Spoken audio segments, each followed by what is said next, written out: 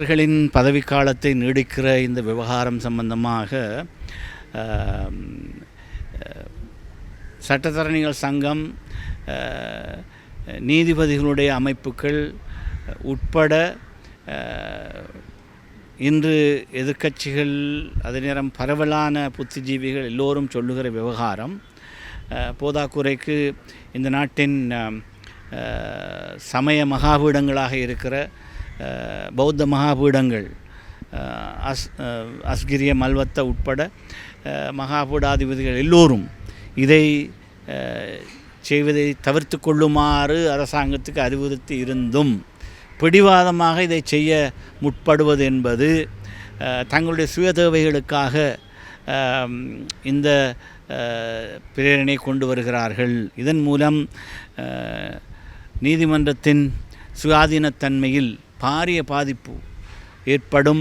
அது பற்றிய ஒரு மனப்பதிவு மக்கள் மத்தியில் உருவாகும். இது தவறானது, தேவையற்றது என்ற விஷயத்தில் நாங்களும் உடன்பாட்டோடு இருக்கிறோம். இதை பற்றி ஏற்கனவே ஜனாதிபதியோடு நடந்த சந்திப்பின் போது கூட நான் இந்த விவகாரத்தை அவருடைய கவனத்துக்கு கொண்டு வந்திருக்கிறேன். இதை தவிர்த்து கொள்வது நல்லது என்று சொல்லியிருக்கிறேன். அவர் இதில் பிடிவாதமாக இருப்பது தெரிந்தாலும் அவர் பிடிவாதமாக இருப்பது அது தனக்கு அவசியமானது, நாட்டுக்கு அவசியமானதல்ல, தனக்கு தேவையானது என்று எண்ணுகிற காரணத்தினால்தான் அதை செய்ய விளைகிறார் என்கிற ஒரு கருத்து மேலோங்கி வருகிறது. இது தவிர்க்கப்பட வேண்டியது என்பதை மிக தெளிவாக நாங்கள் சொல்லி வைக்க விரும்புகிறோம். இது சம்பந்தப்பட்ட தரப்புகளை கலந்தாலோசிக்காமல் எடுத்த எடுப்பிலே அமைச்சரவை எடுத்திருக்கிற தீர்மானம் தவறானது. இதற்கு முன்பும் பல தடவைகள் இந்த முயற்சி எடுக்கப்பட்டு அது கைவிடப்பட்டது என்பதையும் நாங்கள் நன்கறிந்திருக்கிறோம். எனவே இது இப்போது இருக்கிற நீதியரசர்களுக்கு பதவி நீடிப்பை வழங்குவதற்கு எடுக்கிற முயற்சி இந்த நாட்டின் நீதித்துறை சுயாதீனத்தை இல்லாமல் செய்கிற ஒரு முயற்சியாக பரவலாக கருதப்படுகிற வாய்ப்பு மேலோங்கி இருக்கிறது என்பது மிகவும் துரதிர்ஷ்டவசமானது.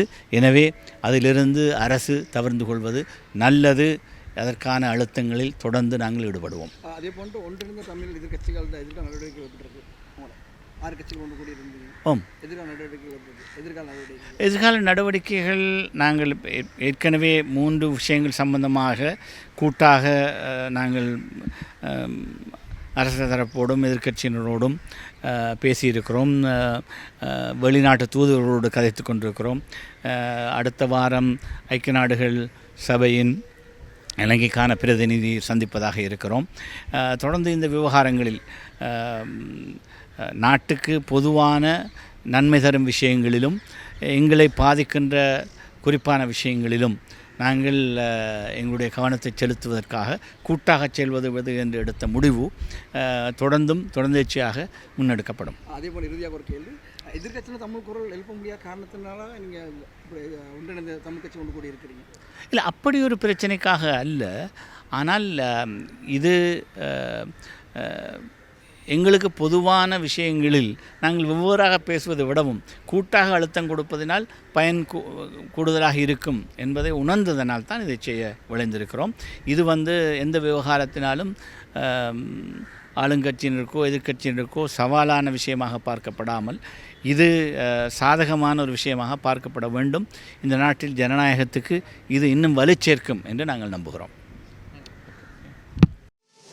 மேலதிக செய்திகளுக்காக எமது யூடியூப் தளத்தை சப்ஸ்கிரைப் செய்யுங்கள்.